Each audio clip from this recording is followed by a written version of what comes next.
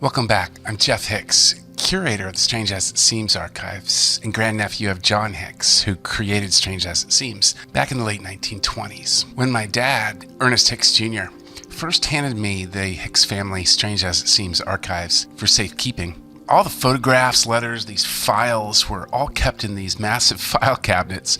Must have been more than 20 of them. And as I was boxing up the archives to move them, I carried them with me every city I've ever lived in, I noticed these piles in the back of the file cabinets that weren't really classified by folder or subject. There were just kind of stacks of these just sitting in the back of the file cabinet.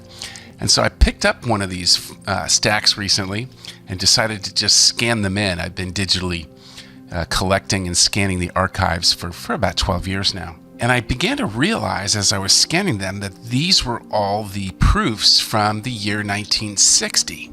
It was interesting to me because I started thinking about it. In 1960, my grandmother Elsie had been running the feature for about 12 years, which is about the same amount of time I've been working with the archives and digitally scanning them in. And then it struck me, she was also about my age, almost exactly, 58, 59 years old. Her daughter was 26, my daughter's 26, her younger son, my dad, was 24, and my younger son is 21. And I began to realize why these weren't in folders or subject, and it was probably because she'd been at this about 12 years, right? Her father had died about 12 years before, his brother had died 16 years before, and she was carrying the feature on and really intending at this point to hand it to my dad, which she did over the next year or two.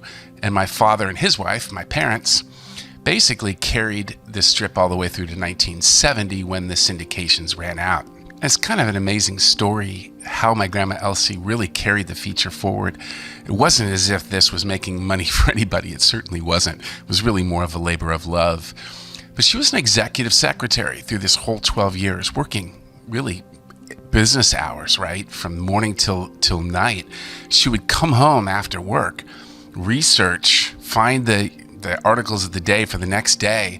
She would get up in the morning early before work, meet with the artist, give him the stories, go to work, and come back at night and do it over and over again. She did this 7 days a week for 12 years. And what was kind of amazing as I started to go through these archives is I realized that by 1960, she was really, getting a little long in the tooth with this. And what she was doing was pulling a lot of the greatest hits, stories, from the John Hix and Ernest Hix years and just dropping them together. So a lot of these facts and figures were actually pulled out of the other subject folders. In fact, I found a couple of stories on bats, which were actually missing from the bats episode we did a couple of episodes back. So it gave me an idea for a new episode. Just as my grandma had been recycling some of the greatest hits stories from the 30s, 40s, and 50s, I thought I would look over the entire year of 1960 archives that my grandma had compiled and see if I could come up with the 5 most fascinating stories from the 1960 year of archives. And with so much material, let's break this into 2 episodes. We'll take this best of 1960, or really the best of Strange As It Seems in some ways, and we'll dive right in. Let's take the first half here. Best of 1960, Part 1. So for the first of the greatest hits pulled from the 1960 Strange As It Seems archives, we have the Peace Treaty from the Heavens. This was published on April 10th, 1960, with all of this proof pinned behind for backup. But it was the Peace Treaty from the Heavens, a total eclipse of the sun, which abruptly ended a 6-year war between the Medes and the Lydians, even though the eclipse had been accurately predicted by Thales, the great Greek mathematician. This was such a favorite. My grandma Elsie had published this 5 years before, in 1955, taken from Ernest Hix, her husband, who had published this back in the 1940s as well. But it went all the way back to 1934 when John Hix first published this in a Sunday comic, Peace Treaty from the Heavens. In fact, I love this. We have a full page taken from the Oakland Tribune from 1934. I should get this framed, of Peace Treaty from the Heavens, just as it looked in 1934, and a full page of the Sunday comics. And here's the full story. In the dark ages of science, almost any unusual manifestation of nature was regarded as a portent from supernatural powers. Solar and lunar eclipses were taken for especially important signs. Signs of what, of course, was left for the soothsayers to determine. The most important eclipse in this respect was the eclipse of the sun that took place on May 28th, 585 BC, during a war between the Medes and the Lydians. Both warring parties' seers interpreted the eclipse to mean trouble ahead, a favorite prediction. So the Medes and the Lydians concluded their war in a moment and agreed hastily to a treaty of peace. Strange as it seems, if they had listened to a canny old Greek named Thales, they would have known better. Thales had learned from the Babylonians that solar eclipses occurred every 18 years, and he remembered that the last one had been in 603 BC, and he predicted the eclipse that occurred in 585 BC. And so basically, the total eclipse of the sun ended what was a 6-year war, immediately concluded a peace, and the treaty was certified, sealed by a double marriage between the respecting reigning families. And what I found at the back of this stack of proof is actually what inspired the story, which was in 1933 and 34. Apparently they were preparing for the 1937 solar eclipse. And here was an article, Lost Island Foils the Scientists. And scientists were planning to go to Sarah Ann Island, where the start of the eclipse was to take place. And when they got there, they found out that island no longer existed, that it had fallen beneath the Pacific Ocean.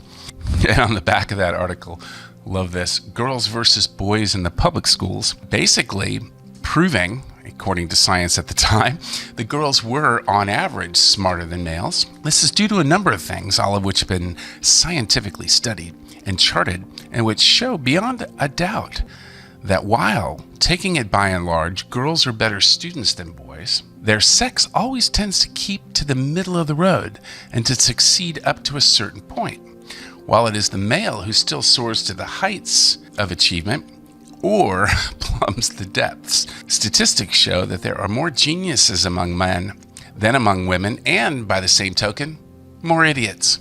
But here at the back of all of this information on the solar eclipse, I guess all the way through 1937, the Hickses collected all this information on June's topsy-turvy eclipse. This is from the Minneapolis Sunday Tribune. Ended a day before it starts. The black sunrise in the Hebrides, a dual sunset in Peru. This was the longest solar eclipse in over 1,000 years that happened. It kind of brushed by, as you can see by some of these maps, Los Angeles, which is probably why this had been such a story in the zeitgeist at the time. But it really was a fascinating eclipse that occurred. The longest eclipse in 1,200 years, lasted 7 minutes and 4 seconds. Longest eclipse anyway since 1804. And this was where the idea came from. Perhaps somewhere along the line of today's eclipse, which occurred on June 8th, 1937, superstitious natives of islands in the Pacific will quake in terror as they see their sun being blotted out by the shadow of the moon, and perhaps they will call on their gods to bring back the light, as did the Medes and the Lydians in 585 BC. In the dark ages of science, almost any unusual manifestation of nature was regarded as a portent from supernatural powers. Lunar eclipses were taken for especially important signs that could only be interpreted by soothsayers. Engaging in a long-lasting war, the terrified Medes and Lydians halted hostilities on May 28th when an eclipse of the sun took place. Soothsayers of the warring parties were consulted. The seers translated the eclipse as a warning from angry gods that trouble lay ahead. Rather than risk the wrath of the gods, leaders of the two armies ordered their warriors to throw down their arms, got together, and drew up a hasty peace treaty. An eclipse of the moon played an important military role in 413 BC. Interesting, before the onslaught of the powerful army of Syracuse, the Athenian army took to ships and were on the point of sailing off when the moon went into eclipse on the night of August 27th.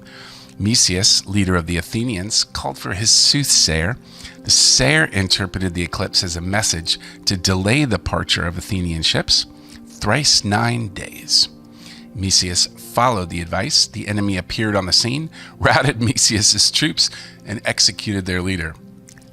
In common with the eclipse of the sun in 1934, today's eclipse ends the day before it starts. Starting at 6 a.m. on Wednesday, June 9th in the New Hebrides, it finishes in Peru on June 8th. The fact that it crosses the international date line accounts for this mix-up.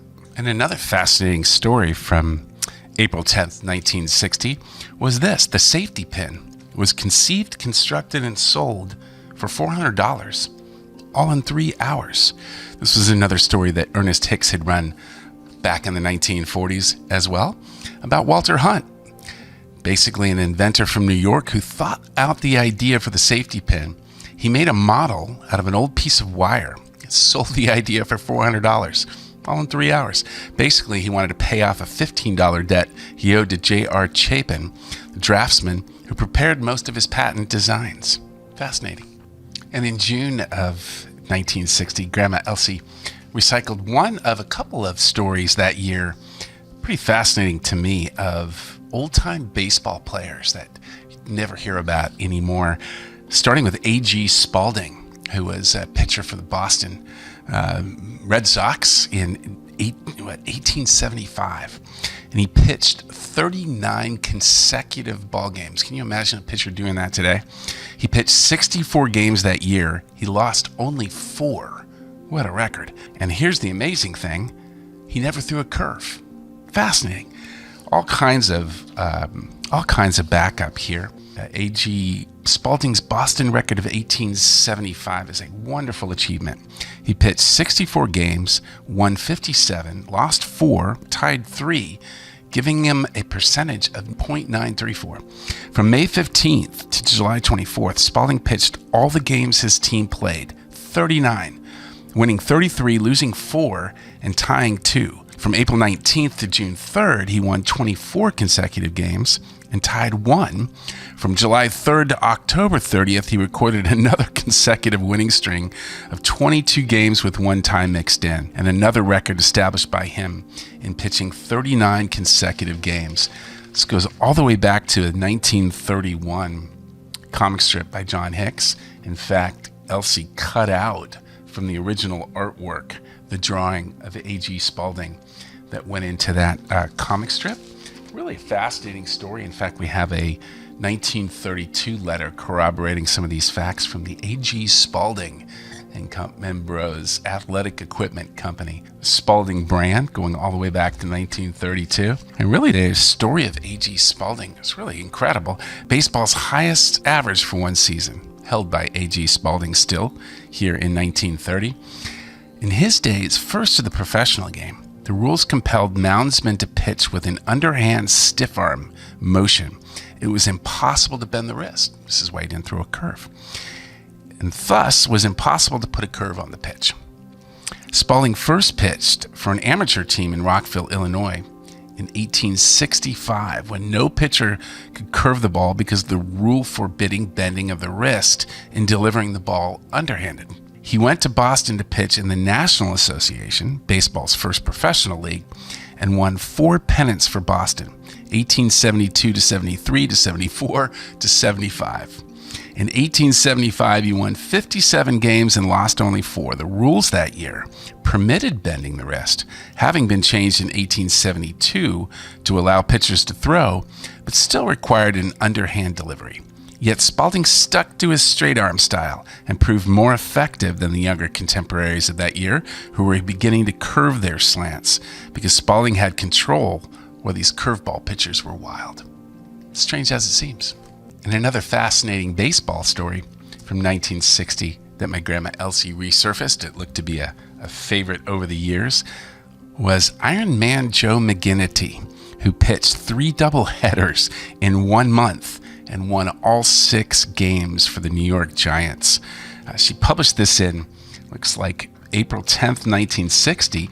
She had featured Iron Joe McGinnity before, looks like back in 1954.